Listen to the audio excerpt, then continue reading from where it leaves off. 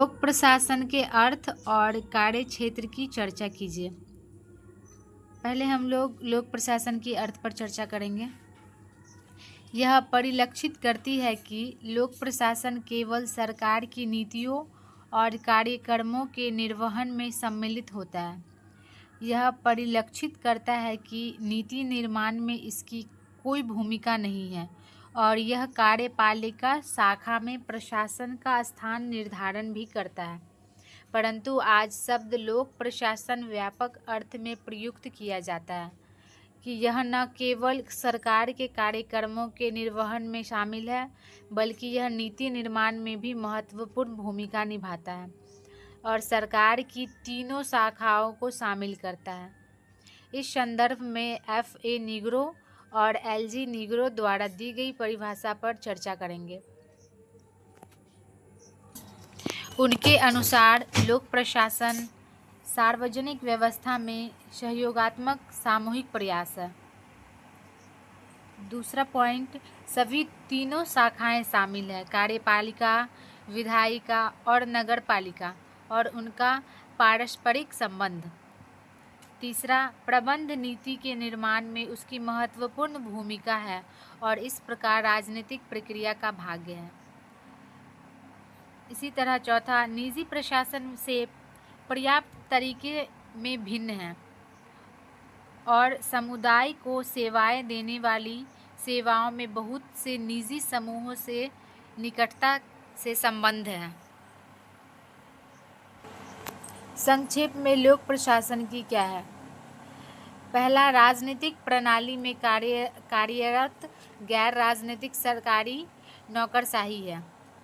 दूसरा, राज्य के उद्देश्यों, प्रभुसत्ता, इच्छा, सार्वजनिक हितों और कानून का संचालन करता है। तीसरा, सरकार के कार्य से संबंधित पहलू है और इस प्रकार नीति निष्पादन से संबंधित है, परंतु यह नीति निर्माण से भी संबंधित है। इसी तरह चौथा, सरकार की सभी तीनों शाखाएं शामिल है, यद्यपि इसकी प्रवृत्ति केवल कार्यपालिका शाखा में केंद्रित होने की होती है। इसके बाद, अच्छा जीवन प्राप्त करने के लिए लोगों को नियामक और सेवा कार्य प्रदान करता है।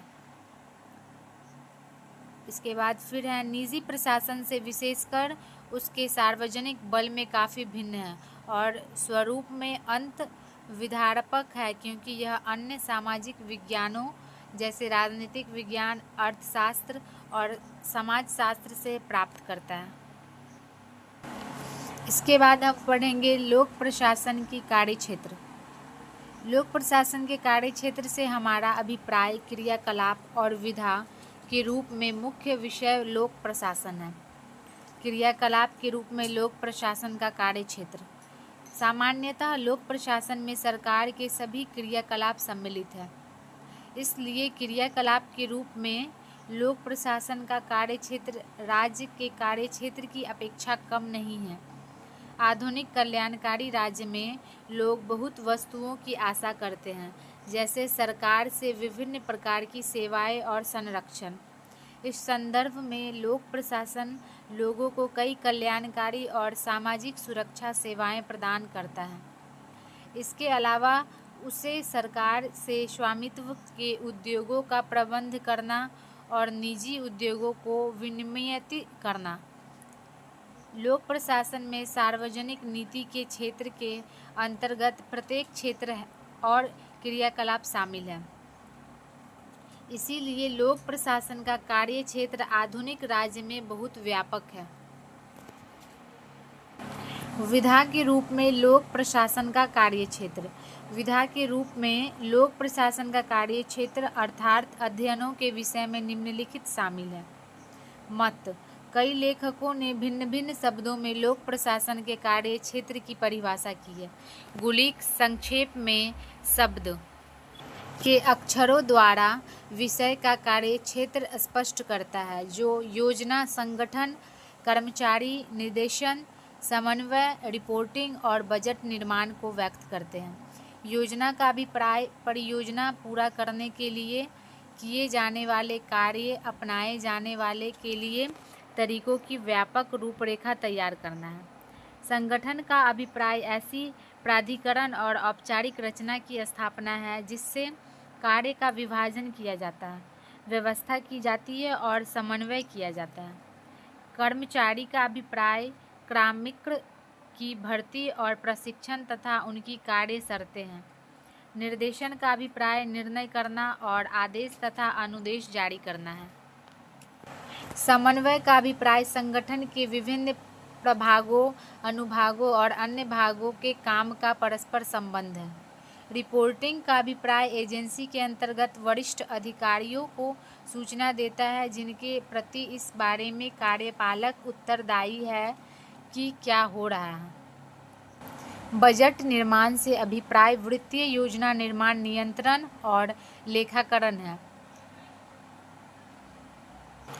गुलिक के अनुसार क्रियाकलाप सभी संगठनों में उभयनिष्ठ है। वे प्रबंधन की आम समस्याएं हैं जो उन कार्यों के स्वरूप को ध्यान में रखे बिना जिन्हें वे करते हैं भिन्न भिन्न एजेंसियों में पाए जाते हैं। विषय वस्तु मत।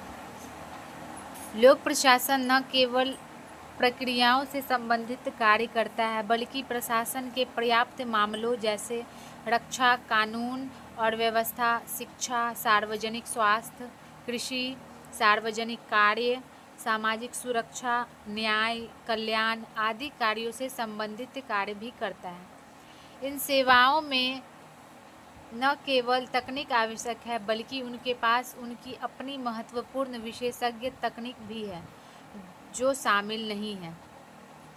उदाहरण के लिए यदि आप पुलिस प्रशासन को ले तो अपराध का पता लगाने, कानून और व्यवस्था बनाए रखने आदि में उसकी अपनी तकनीक है जो इसकी अपेक्षा कहीं अधिक ज़्यादा महत्वपूर्ण और दक्ष होती है। जैसे संगठन, क्रमिक प्रबंध, समन्वय या वित्त के औपचारिक सिद्धांत, और यह अन्य सेवाओं के लिए भी वैसी ही है। इसीलिए पुलिस प्रशासन के अध्ययन में दोनों प्रक्रियाएं शामिल होनी चाहिए, अर्थात तकनीकों और पर्याप्त महत्व। हम लेविस मैरियम के कथन के साथ लोक प्रशासन के कार्यक्षेत्र पर चर्चा समाप्त करते हैं। अब लोक प्रशासन कैंची की तरह दो धारों का साधन है। पहला ब्लेड द्वारा सम्मिलित क्षेत्र का ज्ञान हो सकता है तो दूसरी धार ब्लेड उस विषय का ज्ञान है जिनसे तकनीकें प्रयुक्त की जाती है। दोनों धार ब्लेडे औजार को प्रभावी बनाने के लिए अच्छे होने चाहिए। हम हर्बर्ट सिमोन के प्रेक्षण के साथ चर्चा समाप्त कर सकते हैं जो कहता है कि लोक प्रशासन के दो महत्वपूर्ण पहलू हैं, जैसे कार्यों का निर्णय करना है और उन्हें करना। पहला दूसरे को आधार प्रदान करता है। कोई भी सोचे या निर्णय किए बिना किसी भी विधा की कल्पना नहीं कर सकता। अतः लोक प्रशासन व्यापक विस्तार और सिद्धांत और पद्धति का अव्यवस्थित संयोजन है। इसी तरह मेरा लोक प्रशासन के अर्थ और कार्य क्षेत्र की पूरी व्याख्या खत्म होती है।